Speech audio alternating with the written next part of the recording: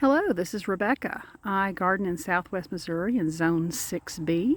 Starting off this video with this pretty little volunteer Rose of Sharon that came up at the corner post of a fence we took down. And I'm going to see about having my husband move that to the garden bed. I just haven't decided where yet. I haven't started working on this fence line yet. That may be more of a fall-winter project, but when I get this fence line cleaned out for sure. And we'll start with moving that little volunteer Rose of Sharon. Over here in the former garden bed, I haven't gotten much done other than moving some concrete blocks and moving some dirt. Definitely more physical labor than what I'm used to. Probably should have named this channel the Out of Shape Gardener because I am definitely out of shape.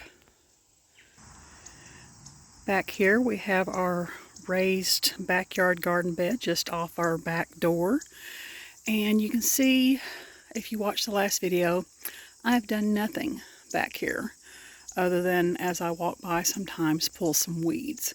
So this is going to be a project for sure. I think what I want to do with this bed is take out all the perennials and have this be a evergreen bed. Maybe bulbs and evergreens is kind of what I'm thinking.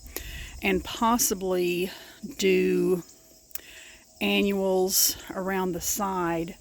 I'm thinking right now potato vines to kind of like grow over the side of the bed. I think that would look real nice. So that's a project maybe for spring or next fall. And hopefully you can see this okay with the shade and everything.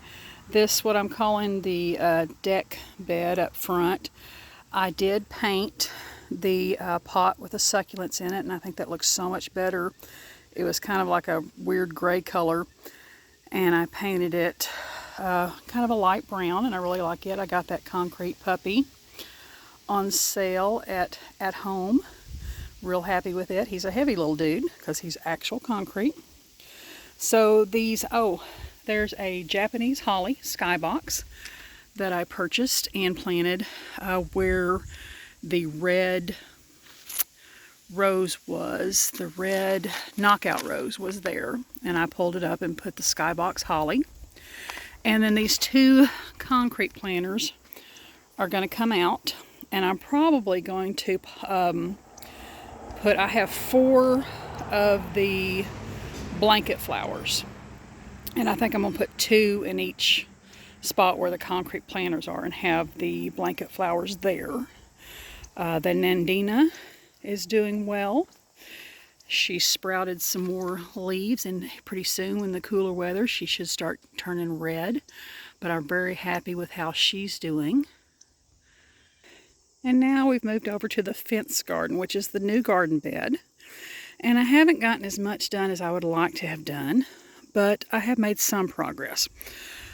I have painted the fence posts green to help them blend in a little better. They were this orange and white, and my husband says he may start working on this gate and the post today, but we'll see. I'm not going to rush him because he does a lot of work around the yard, and he just let him do stuff on his own time because I know he'll get it done. And that's totally his project, nothing to do with my garden bed. So a friend at work gave me 2 buckets full of irises that she divided at her house, and I've been working on getting those planted. So I've kind of like just laid out the garden bed to this point. I have the cardboard up against the fence because I moved I didn't like the cement blocks right up against the fence on the other side, so I moved them out a little bit and decided to plant the irises along there. And I may do some other bulbs or annuals or something there in the spring. But then there's some of the blanket flower that's going to move to the deck bed. My coreopsis, I need to do some deadheading on those. Dianthus, did I decide that was Dianthus and maybe Vinca in this flower bed? Sorry for that. I was thinking and not paying attention to the camera angle. And the lemongrass is doing great. I had thought it was a perennial in our area, but I think I saw somewhere that maybe it's an annual, so I've got to look that up and see. I want to plant it along the fence. I have 3 of them. One's over in the other bed, but I want to get it moved. I did get some lamb's ear. Found some lamb's ear growing in our yard, and I dug it up and put it here, and it's eventually going to go into the new garden bed. I got pink knockout rose planted. So let me back up a little bit. So before, I think the dirt had only gone just maybe a little past that first post, and now I've got it just a little past the second post. So I have made some progress, just not a lot. But anyway, Lowe's Labor Day sale, I bought 4 white mums. And when they open up, they start out like a really pale yellow. And then they kind of fade to a cream. So not really white, but I thought they were really pretty. And then these yarrow are the, I wrote it down, New Vintage Violet Yarrow. I got 2 of those. They were 2 for $10 at the Lowe's Labor Day sale. The mums were 4 for $10 at the Labor Day sale, so I got those. And I got the Artemisia Silver Mound. I got it in the ground over here. Rosemary is doing good with the cooler weather. This is cat's mint, cat's meow. Now, I bought it, it was kind of like half dead, excuse the rosemary, but I had bought it was half dead on clearance. So I think I got it like 75% off, and it hasn't done a whole lot since I got it planted, but it also hasn't died. So I'm hoping it'll winter over real well and look nice in the spring. And like this is the rosemary's put on a lot of growth since we've gotten cooler weather. And I bought this. I need to do a little pruning on some of the dead stuff. This is, got it half price at Menards, and I'm going to butcher the name, but it's a dogwood bush muskingum, I think is how it's said. But the leaves are going to turn red in the fall, and then they'll stay red up until, I guess they fall off. And I think the branches are kind of like a green-gray. But it was looking pretty pitiful when I bought it. Like I said, half price at the end of the season. So I want to get in here and clean it up a little bit before it gets too much colder. I did fertilize it when I put in, so hopefully it'll develop good roots. And then come spring, green out, and then next fall will be really beautiful. Chose to put it here. It's supposed to get 2 to 3 feet tall and 4 to 5 feet wide. So I think it'll fill in that corner really nicely and not interfere with the satellite dish. And I can always prune the top if I need to. That's just an old, I think, gasoline can or something that we've just had sitting around the property, and I put it there. I keep thinking about painting it, but I kind of like the patina. So I haven't done that yet. So that's this garden bed and the progress on this. I did my first accountability Sorry, I can't talk. I did my first accountability video for this garden bed 3 weeks ago. Doing this one a little bit early. I was going to do them once a month, but going out of town next weekend. And I have decided, instead of trying to move dirt little by little from the other garden bed to over here, I am going to purchase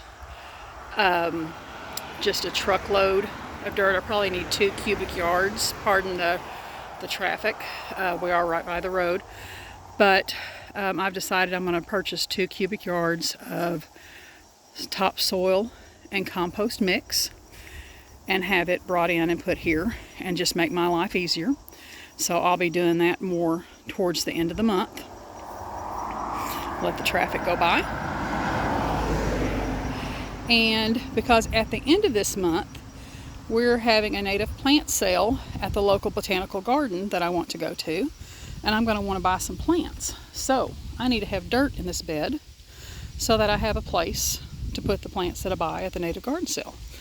Also want to get all the things like the blanket flowers and the rosemary and the coreopsis and all the things that are in these concrete planters. I really would like to get them into the garden bed and settled before it gets too cold so that they're situated and ready for growing in spring. These concrete planters, I think I mostly intend to use for annuals or just as a barrier for the dirt. I don't necessarily recommend using something so heavy as your garden borders, but it's what we had, so it's what we're using, and that may eventually change, but for now, like I said, it's what we have and it's what we're using. So this is my, I guess, mid-August garden accountability tour, and we'll talk more about other plans in another video, because this one seems to be getting kind of long for me.